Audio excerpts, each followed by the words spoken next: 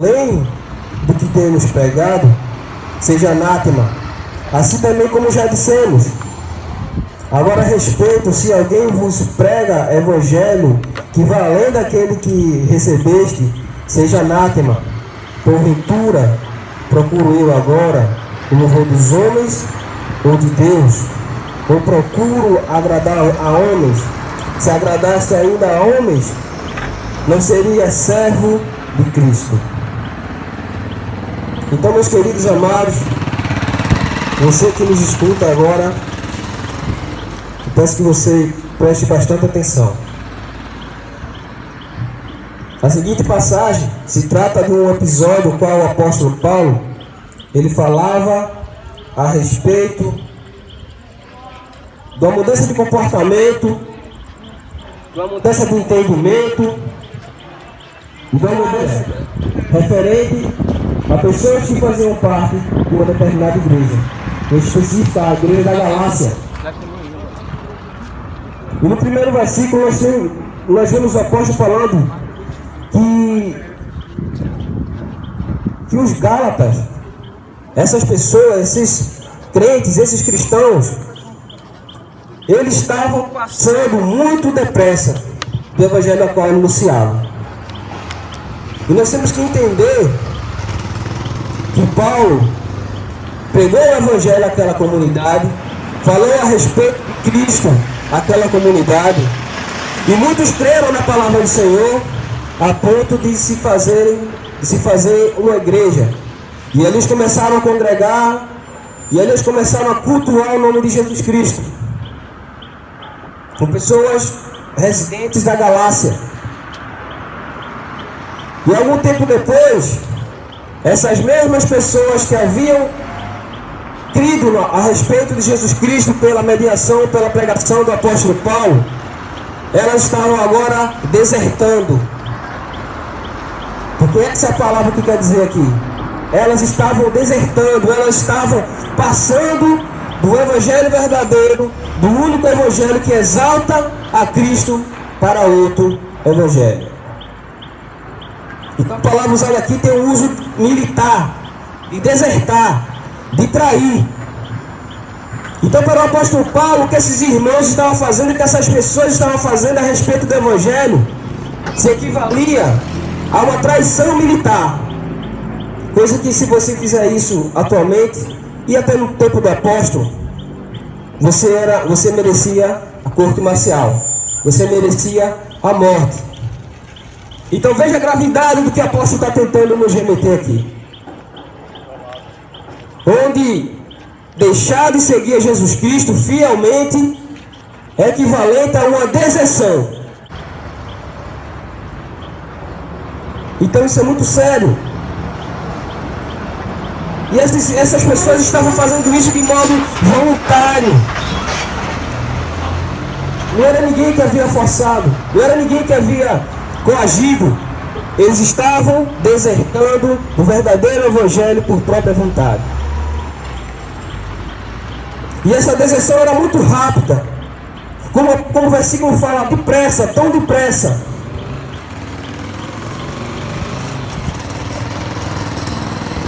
Então, nós vimos que essas pessoas foram chamadas pelo evangelho de Jesus Cristo, a mensagem genuína, aquela mensagem que convoca o pecador a abandonar o seu pecado, que convoca as pessoas a carregar a sua cruz, a negar a si próprio e viver uma vida em obediência a Cristo.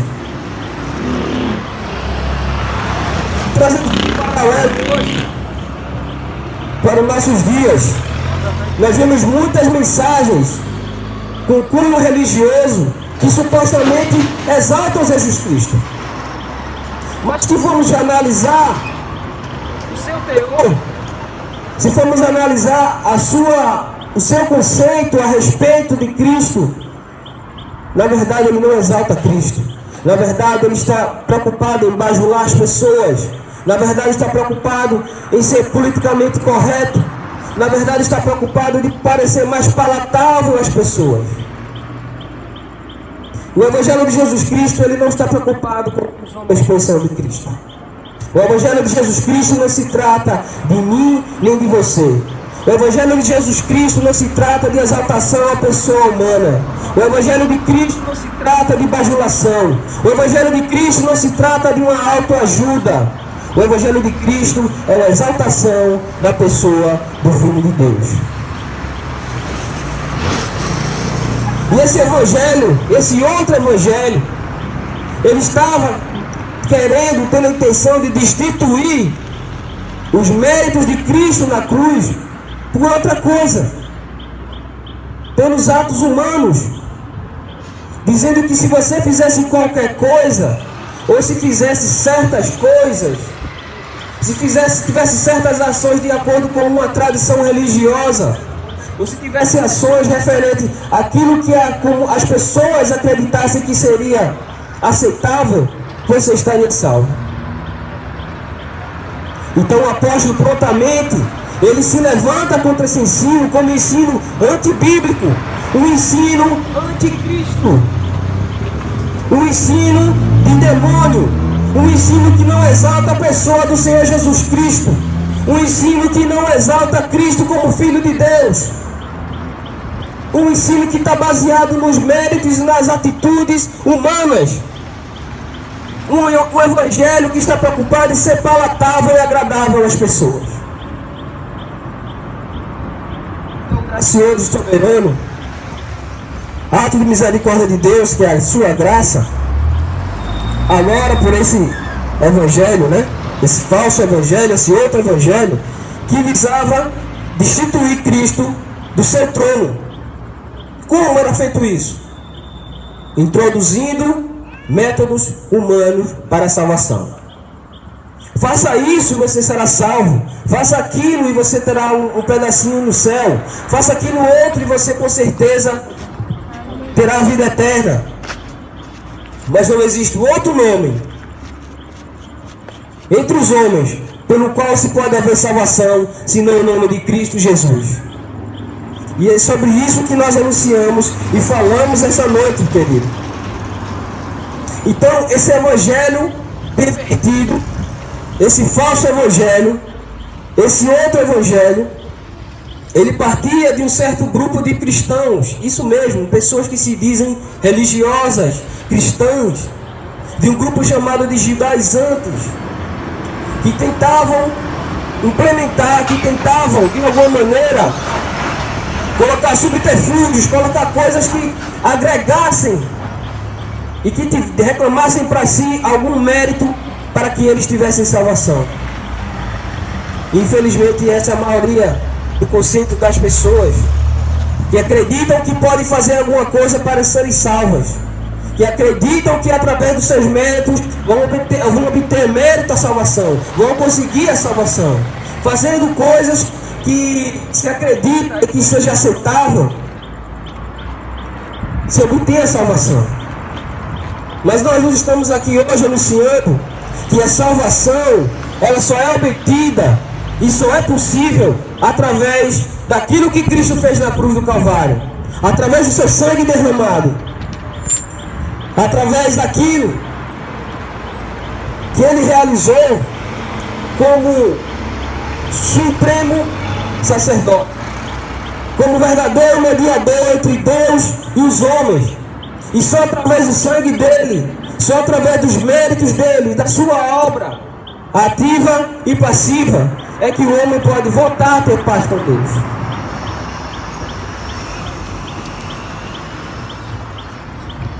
Então pense e medite nisso. A salvação só é tida e obtida pelo meio da graça, como fala em Efésios 2, versículo 8 e 10. Isso não vem de vós, é dom de Deus, para que ninguém se glorie, porque a única glória, o único mérito que existe e que deve ser dado é a Cristo. O homem, ele tem que se arrepender dos seus pecados. O homem, ele tem que reconhecer que não é nada, que precisa de Cristo, que está destituído de Deus, daquilo que as coisas concernentes a Deus, daquilo que são as boas obras para que nós andássemos nelas. Não que as obras sejam ruins, procurar boas obras. Não é isso que estamos falando. Mas estamos falando que as nossas obras de justiça, elas não são suficientes para nos achegar a Deus. Então somente através de Jesus Cristo é que podemos ter paz com Deus, é que podemos ter a proximidade com Deus. Mas talvez você se ache uma pessoa que é cristã. Você possa estar dizendo: não, irmão, eu acredito em Jesus Cristo, eu tento, de vez em quando eu vou à igreja e eu canto hinos, louvores, eu escuto louvores na minha casa, de vez em quando eu dou uma lidinha na Bíblia. Eu não estou falando disso, meu querido. Eu estou falando de um relacionamento com a pessoa do Senhor Jesus Cristo. Porque atrelar a salvação à religião, era isso que essas pessoas estavam fazendo aqui. Atrelar a salvação a práticas humanas, a uma tradição humana, ou a denominação que você acredita ser a mais correta. Isso não é a salvação de Jesus Cristo. A salvação de Jesus Cristo está baseada no relacionamento verdadeiro com Deus, segundo a sua vontade, desprendendo-se daquilo que impede que você sirva a Deus de uma maneira justa e correta. Não do seu ponto de vista, mas do ponto de vista de Deus. Do ponto de vista como Deus aceita ser salvo, ser servido. Então os homens querem ter mérito. Os homens querem ter crédito de um ato que é exclusivo de Deus. A salvação não pertence ao homem. A salvação é o mérito exclusivo de Deus. Mas o evangelho pervertido, ele tenta exaltar o homem. O evangelho pervertido, ele tenta dizer que você é bom. O evangelho pervertido tenta tentar você se sentir bem com a sua própria consciência, com os seus próprios pecados. Ele não fala para você que você tem que se arrepender de nada. Ele não diz para você que você necessita carregar a sua cruz. O falso evangelho, ele vai dizer que Cristo é uma maneira de você obter bênção. Então eu vou para aquela igreja, porque aquela igreja ali eu posso obter uma bênção. Eu vou para determinada igreja, porque naquela igreja ali eu vou obter outra bênção. Eu quero dizer uma coisa para você hoje, meu querido e minha querida que está nos escutando. A maior bênção que você pode ter na sua vida é Jesus Cristo. O maior bem que você pode ter na sua vida é Jesus Cristo. Jesus Cristo não é uma maneira de você obter bem-estar social. Jesus Cristo não é uma maneira para você obter bem-estar financeiro. Jesus Cristo não é uma maneira para você obter bem-estar emocional. Jesus Cristo não é uma maneira para você obter qualquer tipo de bem. Jesus Cristo é o gênio da lâmpada que você esfrega e ele realiza seu desejo. Jesus Cristo é o Rei dos Reis e o Senhor dos Senhores. Aleluia. Louvado seja o nome do Senhor.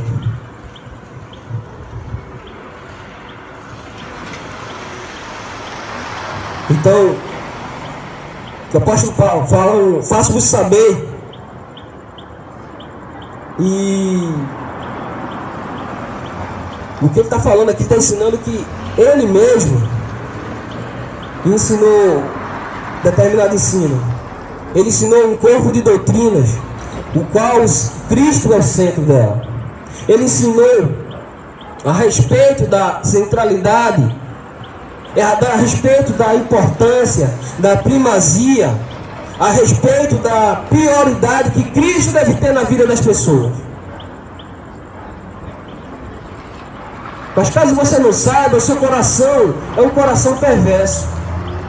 O meu e o seu coração é uma fábrica de ídolos.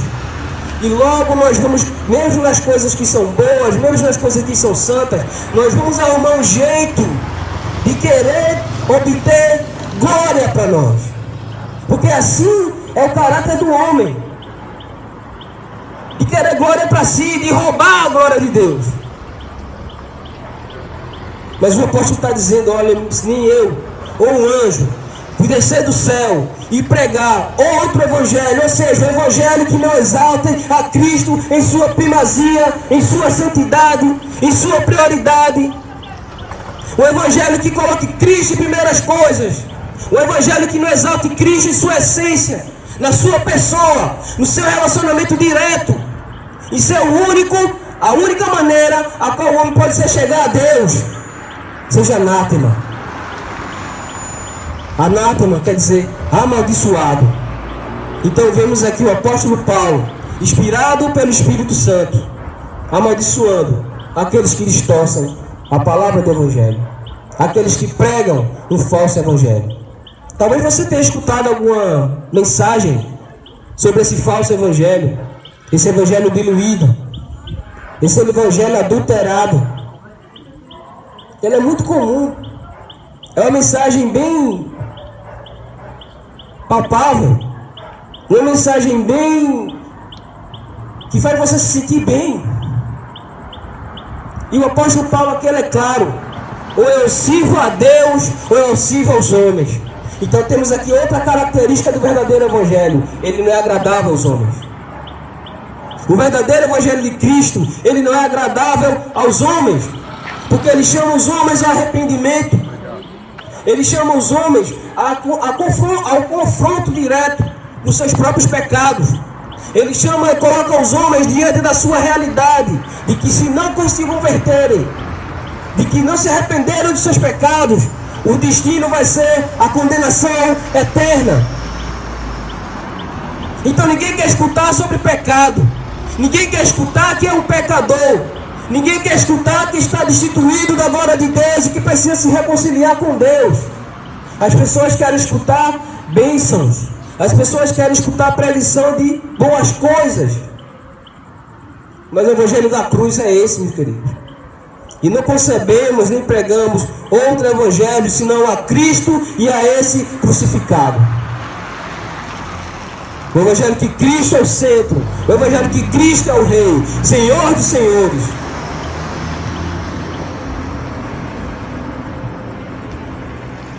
Então, meus queridos, que Cristo ele possa ser visto dessa maneira. E o efeito disso é que você vai começar a enxergar as verdades bíblicas por outros olhos, por uma visão daquilo que Deus realmente revela e fala, e não por uma visão meramente humana, onde o ser humano é colocado como centro. O homem é o centro. O homem tem que ser a primazia. Não, o homem não é a primazia. O homem não pode ser a primazia. Não é o conceito bíblico o qual a Bíblia e o apóstolo não está nos ensinando aqui. A primazia é de Cristo. A primazia é dele. A importância é dele. O rei é ele.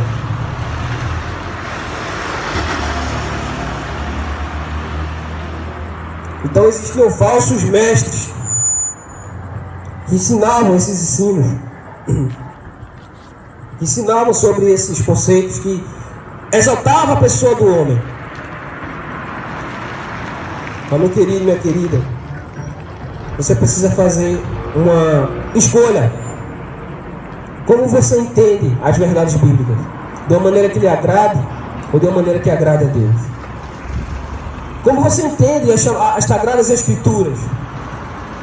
E isso para aqueles que estão, de alguma maneira, ligados e tentando entender alguma coisa a respeito de Deus. Porque o Brasil é um país que se diz cristão. O Brasil, cerca de 90% da população se diz cristã. Mas a realidade do nosso país é outra. E que se faz falar aquele versículo que Jesus Cristo fala: esse povo me confessa com os lábios, mas me negam por suas atitudes. Então, se o Brasil fosse realmente 90% formado por cristãos, ele seria um país totalmente diferente. Ele não seria um país que o jeitinho brasileiro não seria a regra, seria uma exceção. Ele não seria um país da corrupção. A nossa sociedade seria totalmente outra, o qual os valores do reino de Deus estariam expressos e estariam visíveis. Mas o que vemos e que somos conhecidos é como um país da corrupção. E isso não se fica apenas na esfera do poder público ou na esfera dos governantes. Nós presenciamos, vemos isso no nosso dia a dia, nas atividades mais triviais, onde presenciamos vários e vários fatos de desonestidade e desvio de conduta. Então esse é um país que é 90% cristão, que não tem o reflexo de uma vida que realmente reflita que é cristã. Eu quero falar colocar você diante de uma realidade.